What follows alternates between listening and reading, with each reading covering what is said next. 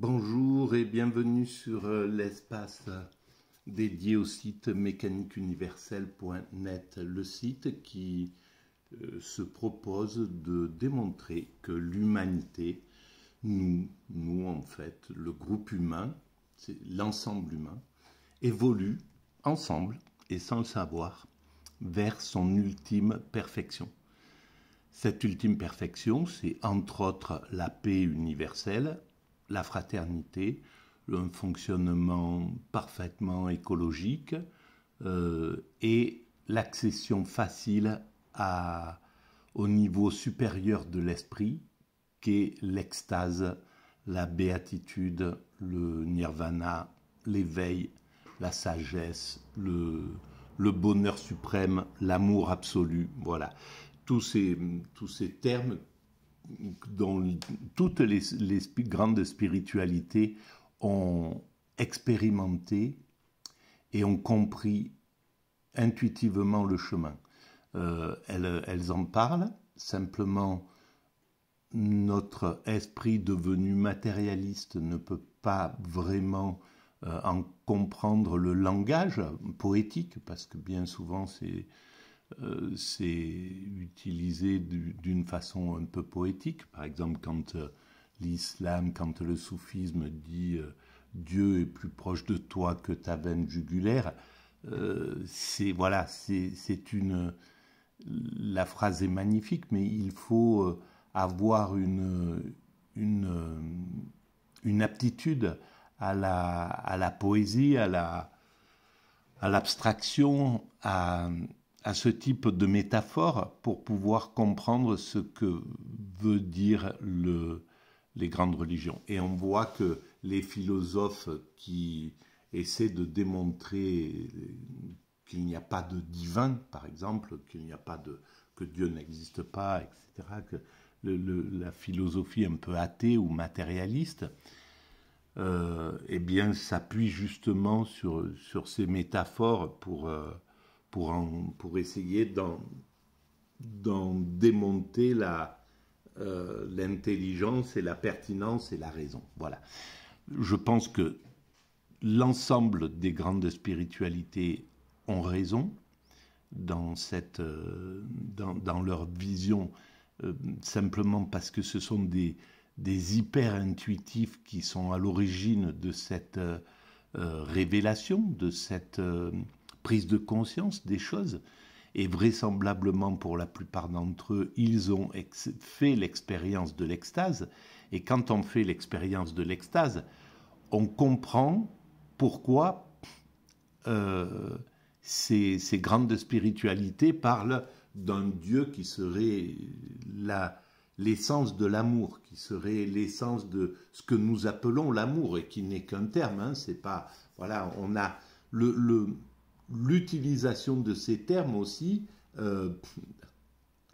fait diminuer notre compréhension, en somme, rend complexe notre compréhension de ce que c'est que l'amour. L'amour, c'est quelque chose que le corps ressent, que notre organisme ressent, que nos cellules ressentent. C'est chaque organe de notre corps, quand on est en état d'extase, jubile, sont en état de jouissance. Mais on sent qu'on est envahi d'amour pour l'ensemble des choses, pour tout, qu'on n'a aucune haine pour rien du tout, qu'on comprend que tout est parfait dans le meilleur des mondes, que tout a une place, que même la place du mal est fondamentale dans l'évolution de l'humanité, mais qu'un jour ou l'autre, on aura vaincu ce que nous appelons le mal. Voilà. Et donc, pour atteindre justement cet état de perfection, lorsque nous aurons atteint cet état de perfection, nous aurons dépassé ce que nous appelons le mal, qui est une obligation dans la transformation, dans la chrysalide d'un primate naturel en humain abouti. Dans cette transformation, il était nécessaire que le mal soit présent, que ce que nous appelons le mal soit là pour justement travailler nos pulsions d'origine primate, que nous puissions les vaincre pour atteindre cet état de perfection absolue. Voilà. Donc, je pense que je ferai une vidéo sur ce problème justement du mal, la présence du mal, dans la prochaine vidéo que peut-être que je prendrai avec philosophie, cette émission extraordinaire de France Culture, sur laquelle je vais m'appuyer aujourd'hui. Je vais continuer à m'appuyer.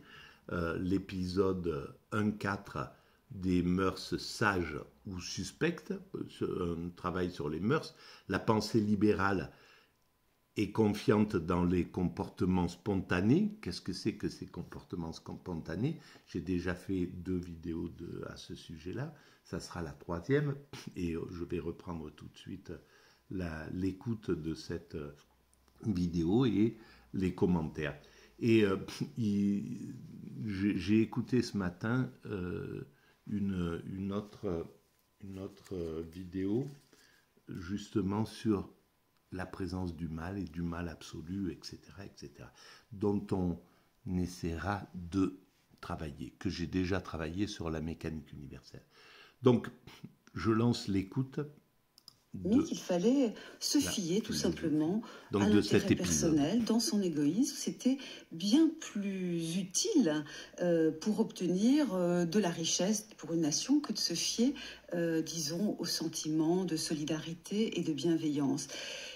Voilà, on est devant l'idée libérale ou ultra-libérale, comme on pourrait dire, selon laquelle on peut laisser les comportements spontanés, si on laisse la liberté, si on donne la liberté totale aux hommes, ils vont s'organiser de façon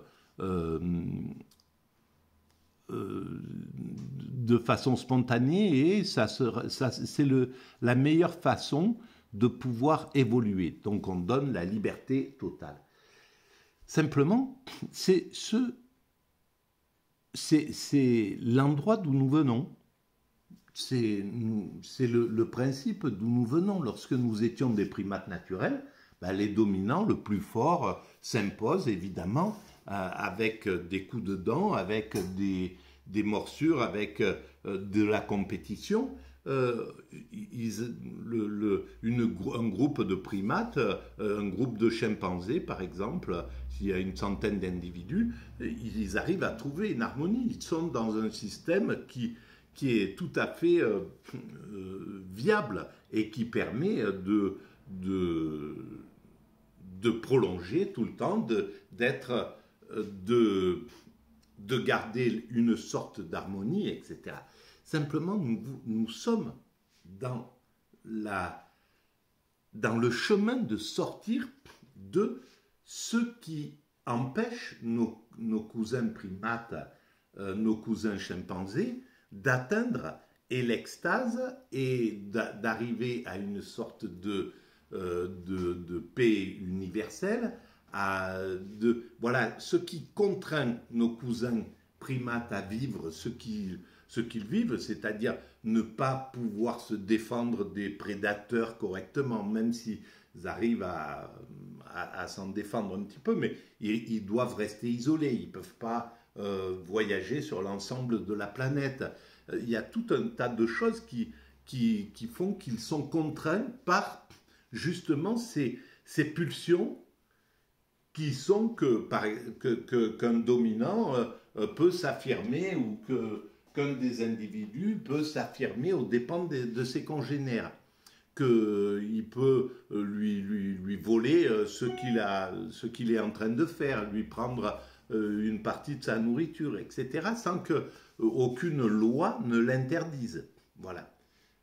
Ils peuvent partir en mission, enfin en guerre contre notre groupe à côté et tuer des individus et voilà, ils passent pas au tribunal et ils sont pas enfermés pour autant. Voilà.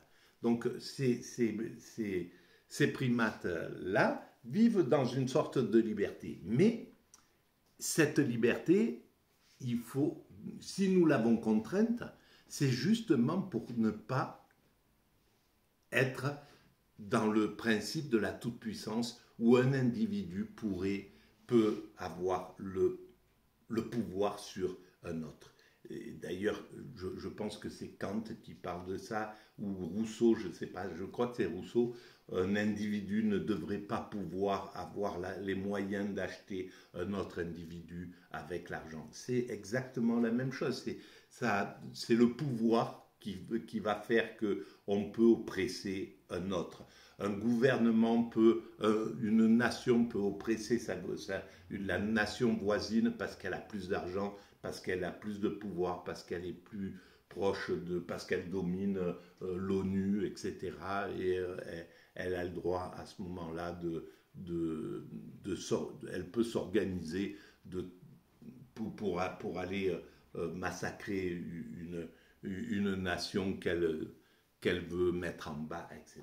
Donc on voit bien que c'est ce principe-là qui est à dévaluer.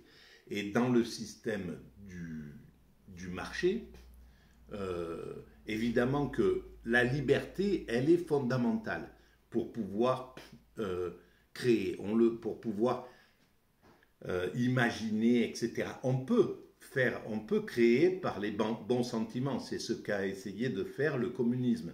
Le communisme, voilà, il y avait des façons de stimuler la créativité. Déjà parce qu'il y avait un ennemi qu'il fallait dépasser, déborder, le capitalisme, etc. Voilà, c'était une chose. Après, il y avait le Stakhanovitch, il y avait une sorte de compétition ludique pour le meilleur ouvrier, le meilleur inventeur, etc., etc.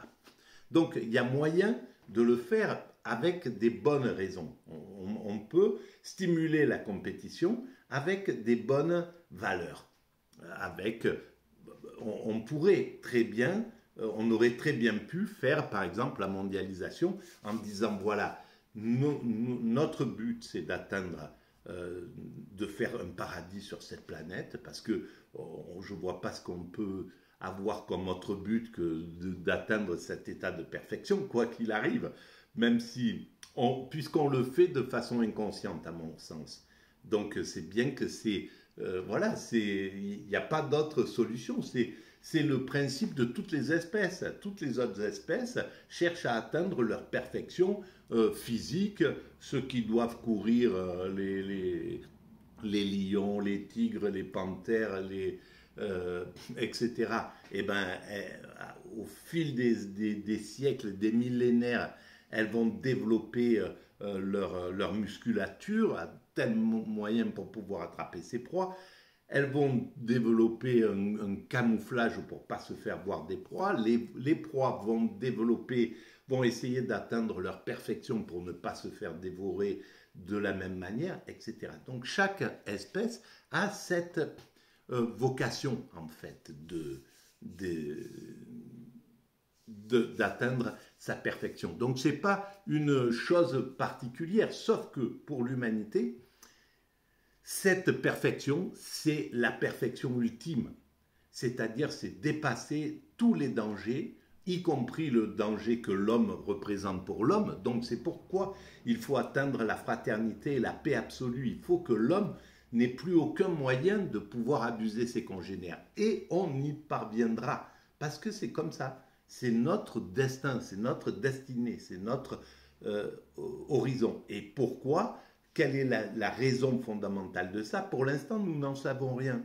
C'est lorsque l'humanité aura atteint son état d'ultime perfection qu'elle comprendra pourquoi tout ce chemin, pourquoi nous devions faire tout ce travail pour atteindre cet état de sérénité absolue, d'extase, de contemplation, de fraternité, d'un monde où où tout est à tout le monde, où l'ensemble des choses appartiennent aux êtres humains. Donc il n'y a plus de convoitise, il n'y a plus besoin de tout ça. C'est juste jubiler, se rencontrer, s'aimer, se jubiler de l'amour mutuel.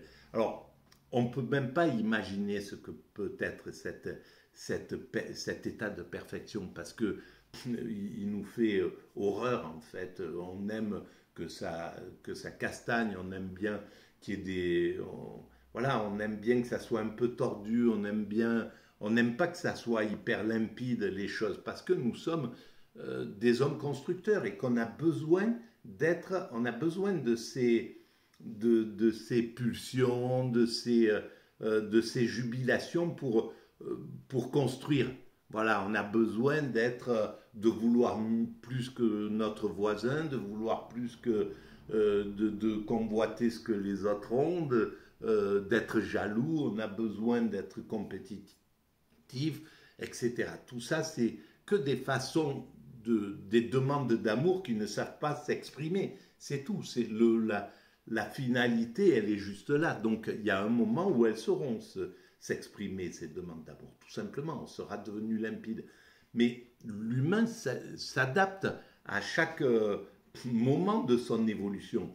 Nous sommes adaptés à un monde beaucoup moins violent que les Grecs de l'époque, ou que les Égyptiens de l'époque, ou que les premiers hommes des cavernes. Donc on est adapté à un autre monde complètement. On ne reviendrait pas en arrière. Et les hommes de caverne trouveraient inintéressant notre façon d'exister, par exemple, je pense. Voilà, c'est possible.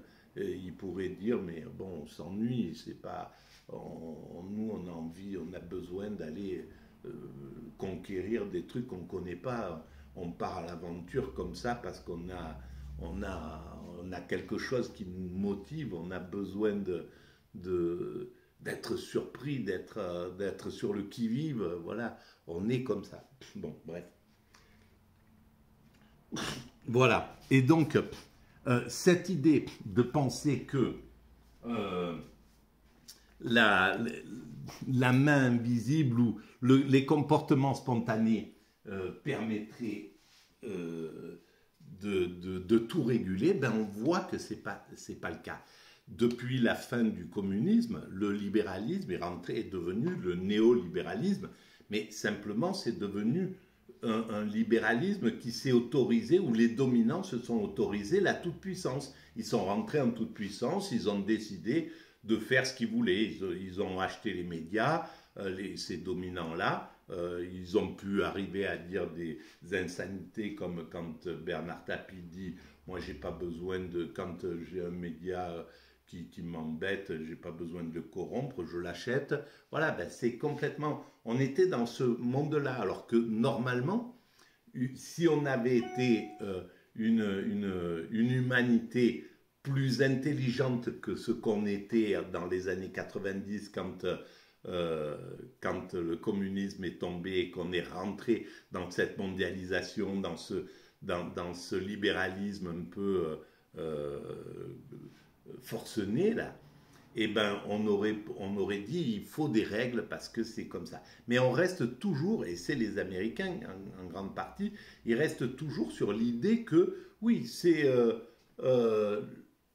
la meilleure des solutions. On ne l'a pas encore essayé. On essaiera de laisser la liberté, les libertariens ou le système libéral absolu. Il faut qu'on puisse arriver à voir ce que ça donne. Mais si on l'essaye, on arrivera au pire. Parce que ce libéralisme a besoin d'être géré. Les 30 Glorieuses ont montré que c'est un libéralisme, que la liberté doit être là, mais avec une régulation de l'État la plus importante possible, sans qu'elle bloque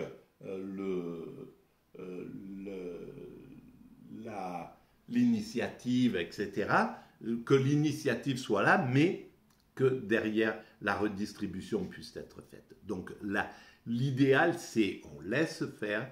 Ok, les Bill Gates, les Elon Musk, etc., etc.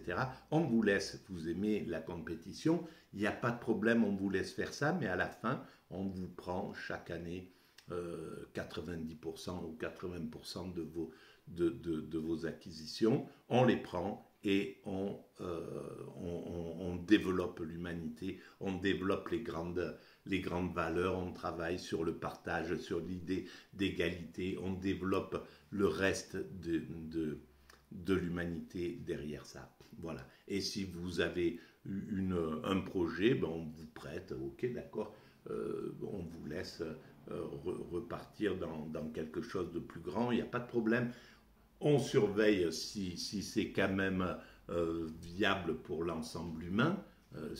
Voilà, si vous voulez aller consteller la planète, consteller le ciel de satellites, ben on va réfléchir au fait de savoir si ça doit vous appartenir ou si cet espace-là est universel, si c'est bien que vous partiez dans cette vision-là, etc. Si c'est ce qu'on a à faire, par exemple, on va quand même y réfléchir, on va quand même se poser la question de savoir si c'est la bonne solution.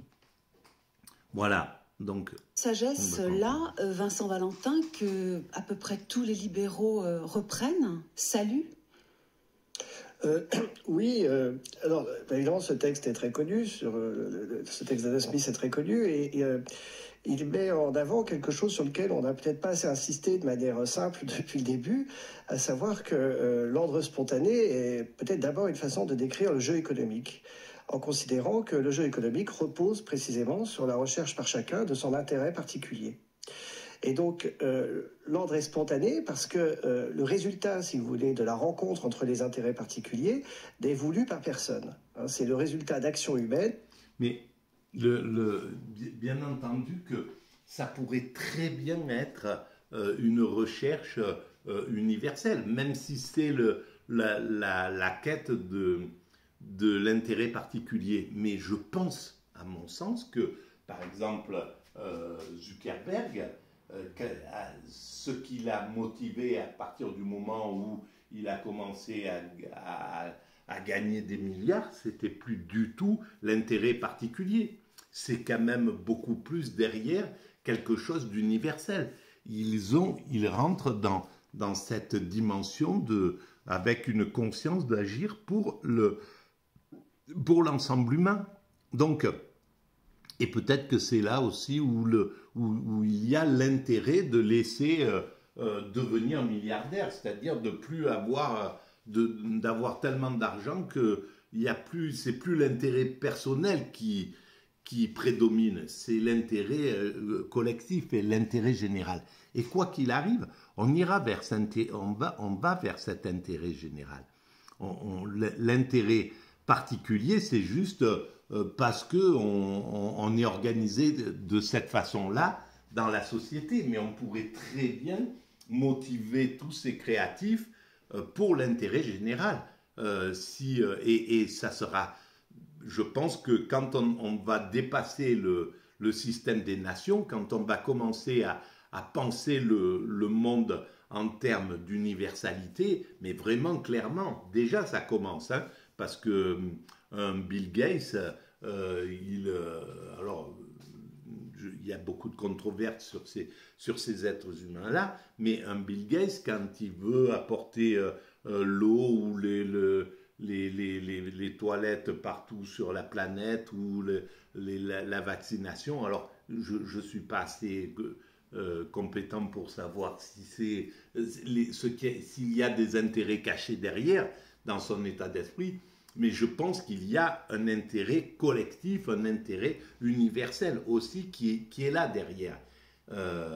Et donc, et on le voit d'ailleurs, certains de ces milliardaires ont dit aux États-Unis, nous on veut être taxés beaucoup plus, etc. Bon, même si c'est là le collectif, il s'arrête au national, à l'Amérique, et juste c'est America First, encore dans leur état d'esprit, mais lorsqu'on va passer au niveau universel, ils vont carrément ça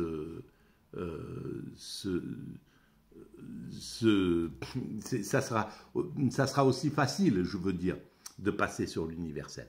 Voilà, je vais arrêter là pour cette vidéo. N'oubliez pas de mettre des pouces et de vous abonner et d'en parler si vous trouvez ça intéressant. Voilà. Merci et je reprends dans la foulée directe.